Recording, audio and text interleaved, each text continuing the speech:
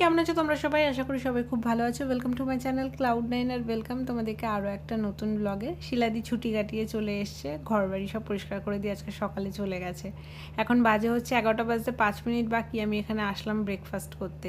কালকে রাত্রে কিছু খাবার বেঁচে গেছিলো, সেটাই বার করছিলাম, তার মধ্যে এলো ফোন।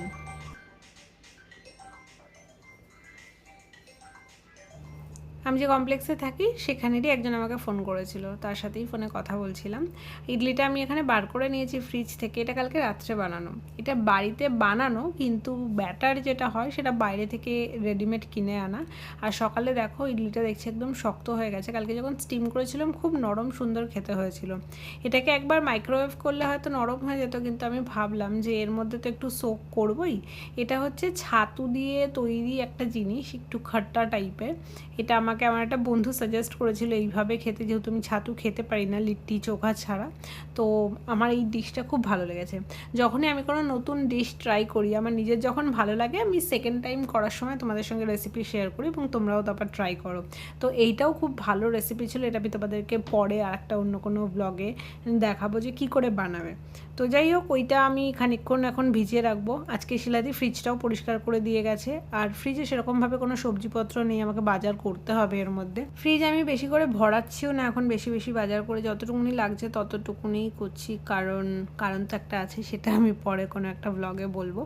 আর এই দেখো, এটা সোক হয়ে গেছে 15 মিনিটের মধ্যে। আর এই ভিউ দেখতে দেখতে আমি এখন খাবো। সকালবেলা এখান থেকে খুব সুন্দর হাওয়া আসছিলো, তো ভাবলাম যে এখানটাতেই বসে আমি ব্রেকফাস্টটা করে নিই। খবর চালালাম সকাল সকাল। আমার খবর দেখতে খুবই ভালো লাগে। আর এখন তো খবর এত ইন্টারেস্টিং হয়ে গেছে, এভরিডে কিছু না কিছু নতুন হচ্ছে, তো শুনতেও ভালো লাগছে। তো এখানে বসে আমি খবর দেখতে দেখতে ব্রেকফাস্টটা করে নিলাম। কিন্তু ইডলিগুলো সেই শক্তই ছিল, ওগুলো নরম হয়নি। আমার বোধহয় একবার মাইক্রোওয়েভ করে নিলে ঠিকঠাক হতো। আজকে আমি যাবো হচ্ছে মাসির বাড়িতে, তো সকালে ব্রেকফাস্টটা 11টার দিকেই করলাম। আর এটা খুব হেভি ব্রেকফাস্ট, এক তো ইডলি, তার মধ্যে আবার ছাতু, তো পেট অনেকক্ষণ পর্যন্ত ভরা থাকবে। এখন না ওই ভাত বানিয়ে একদম পঞ্চপদ রান্না করে আমার এখন খেতে ইচ্ছা করে না। কুইক ইজি কোনো কিছু থাকলে সেটা আমি জলদি বানিয়ে নিই এবং খেয়ে নিই, যেটা হেলদিও হয়। এখানে আমি মাল্টিভাইটামিনস খাচ্ছি। আমার কয়েকটা ওষুধ দিয়েছে আমাকে খাওয়ার জন্য, তো 3টে টাইপের ওষুধ আমার চলছে। একটা মাল্টিভাইটামিনস চলছে, মানে ওটা বায়োটিন টাইপের একটা ওষুধ দিয়েছে, তার সাথে আয়রনের একটা ওষুধ চলছে, ভিটামিন D3-র একটা ওষুধ চলছে। কিছুদিন আগে আমার ভিটামিনের টেস্ট করানো হয়েছিল এবং আমার ভিটামিন ডি এর লেভেল হচ্ছে 11, যেখানে থাকার কথা হচ্ছে মিনিমাম 30। তো বুঝতেই পারছো। এবং যারা ছাওয়াতে কাজ করে অফিসে বসে, ম্যাক্সিমাম লোকজনের ভিটামিন ডি এর সমস্যা হয়। তো আমারও সেটাই হয়েছে। লাস্ট 1 বছর ধরে কাজ করে অফিসের ভেতরে বসে বসে একদম ঠান্ডাতে আমার ভিটামিন ডি এর সমস্যা হয়ে গেছে। আগেও ছিল, বাট এতটা কম ছিল না, মানে ওই 25-26 এরকম থাকতো। বাট এবারে দেখলাম একদম কমে গেছে, 11তে চলে এসছে। তো যাই হোক, এখানে আমি এখন আয়নাগুলো পরিষ্কার করে নিচ্ছি। আর আমি চেষ্টা করি যে খাওয়ার পরে কোনো কিছু কাজ করতে। আমি ঘুম থেকে উঠে স্নান টান করে পুজো দিয়ে ল্যাদ খাচ্ছিলাম বাড়িতে বসে বসে। ব্রেকফাস্ট করার পর ভেবেছিলাম যে কাজগুলো করবো, তাতে কি খেয়ে পড়া যদি শুয়ে বসে পড়ি তাহলে ইনসুলিনের স্পাইকটা অনেক বেড়ে যায়। তো সেটা যাতে না হয়, ওই জন্য খাওয়ার পরে আমি কাজগুলো করি, যাতে আমার খাওয়ার পর 15-20 মিনিট আধা ঘন্টা মতো দাঁড়িয়ে থাকি বা হাঁটা চলাটা হয়। তো এখানে আমি গাছগুলোকে নিয়ে এসে ধুচ্ছিলাম।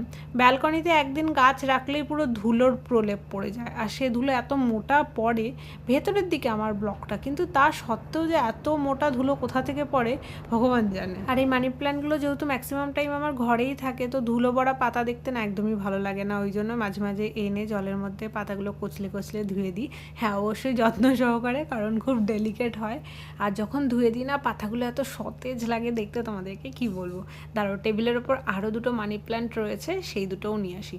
ঘর সাজানোর জন্য না মেটেরিয়ালিস্টিক কোনো জিনিস দিয়ে সাজানোর থেকে আমার মনে হয় প্ল্যান্ট দিয়ে সাজালে অনেক বেশি ভালো লাগে দেখতে ঘরগুলো। আর সবুজ দেখা চোখের পক্ষেও ভালো আমাদের খুব।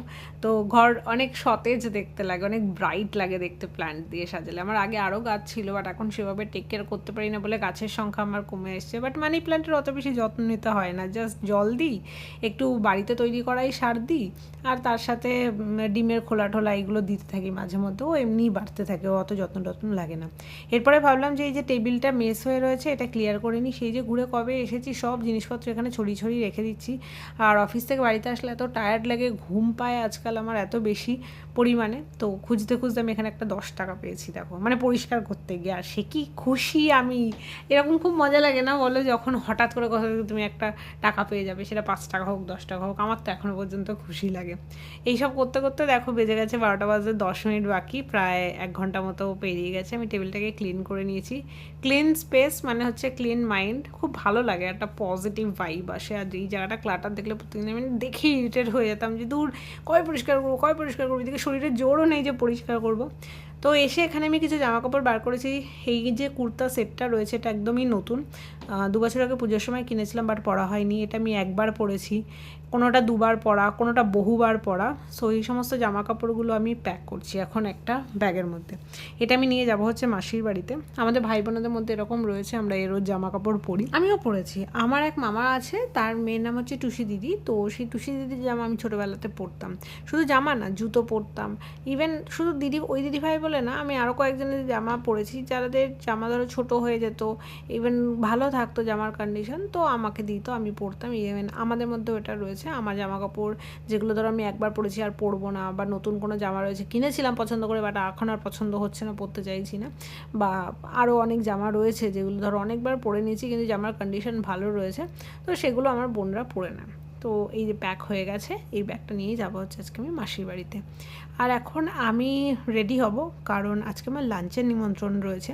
আলমারিটাকে গুছিয়েছি, নিচের তাকগুলো গোছানো নেই, শুধু উপরের একটা থেকেই গোছানো।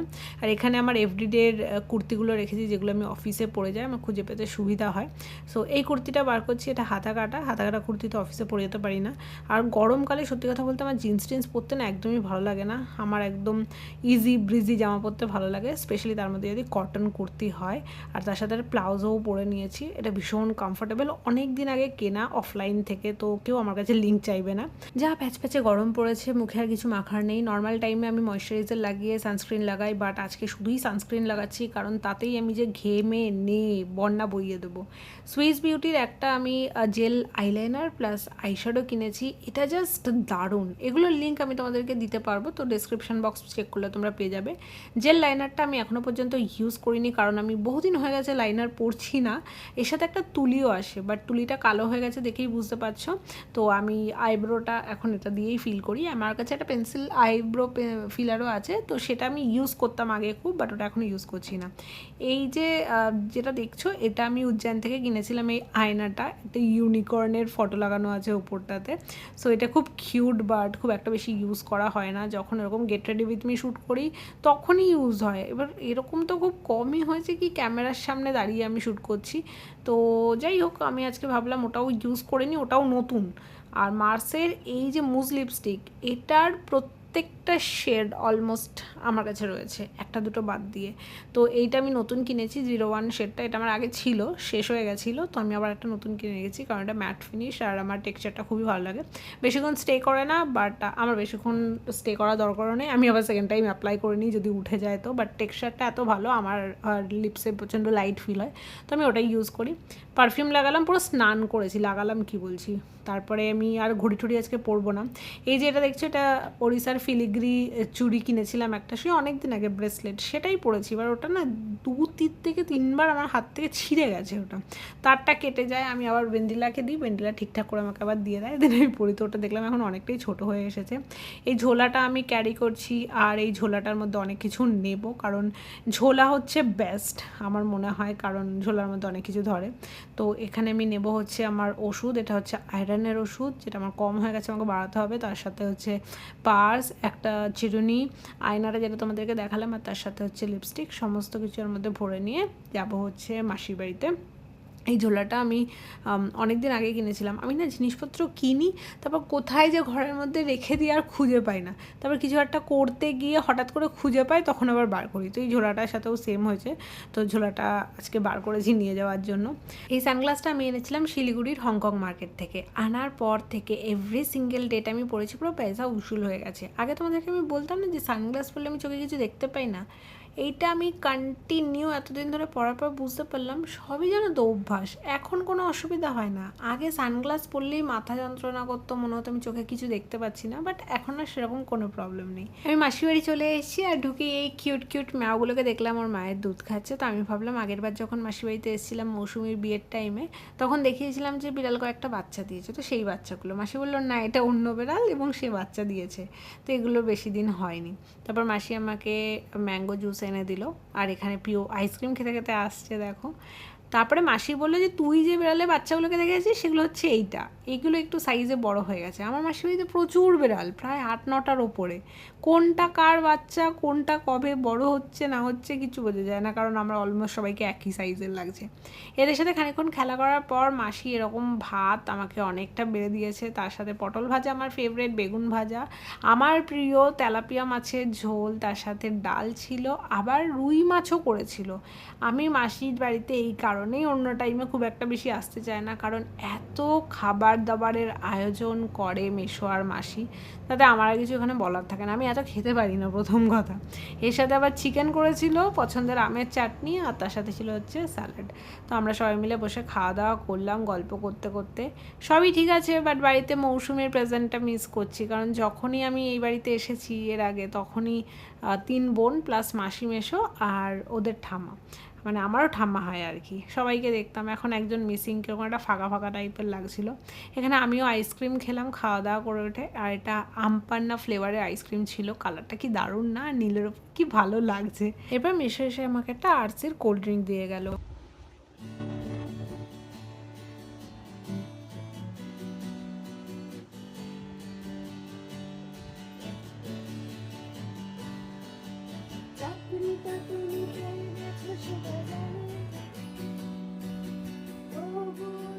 কিছু করার নেই,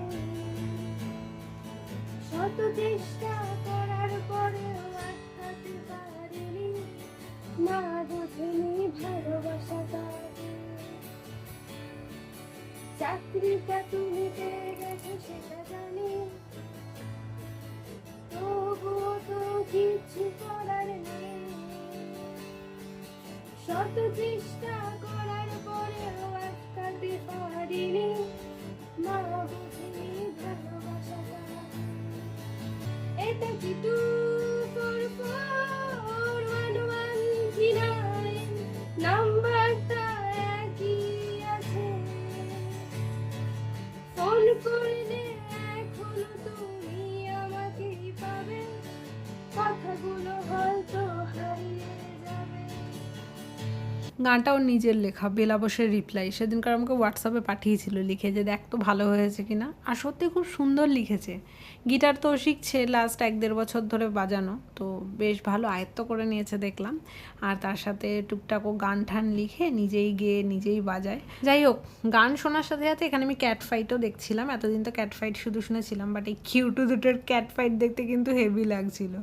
এখানে এসেছে ওদের মা, এবার দেখো মাও খেলতে বসে গেছে। কি ভালো লাগে না এদের দেখতে। ওই ছোট দুটোকে দেখো, একজন আরেকজনের গলার ওপর দিয়ে ঘাড়ের ওপর দিয়ে পড়ে যাচ্ছে, লুটোপুটি খাচ্ছে, আর দুজনে মারাপিটও করছে। এই দেখতে দেখতে অনেকটা টাইম কেটে গেল। আমি সাথীকে বললাম যে ঠিক আছে তুই তাহলে আর একটা গান শোনা আমাদেরকে।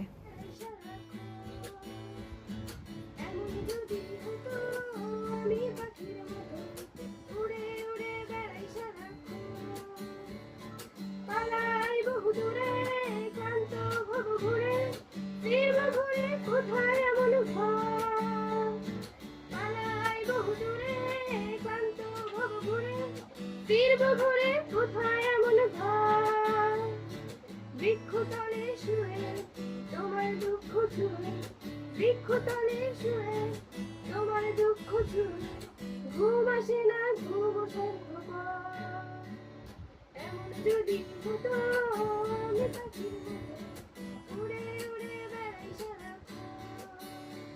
সাথে গিটারের সাথে সাথে এখন কয়েকদিন হয়েছে ও হারমোনিয়ামটাও বাজানো শিখছে, তো সেটাও আমরা শুনবো এখন। আর এদিকে এনাকে দেখো মারামারি করতে করতে দুটোই ঘুমিয়ে পড়েছে।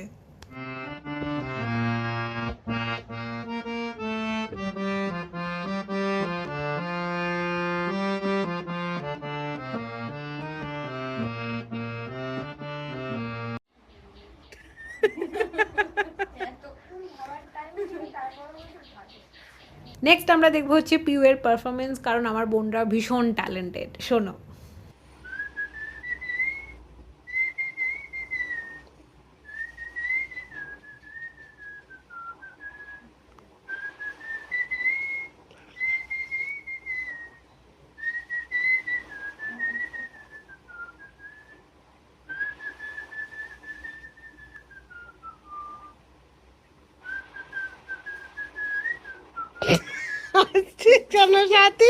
আমরা তিনজনে অনেকক্ষণ ধরে হাসাহাসি করছিলাম এবং সেই হাসি আর থামছিল না। আমাদের থেকে সব থেকে বেশি হাসছিল হচ্ছে পিউ।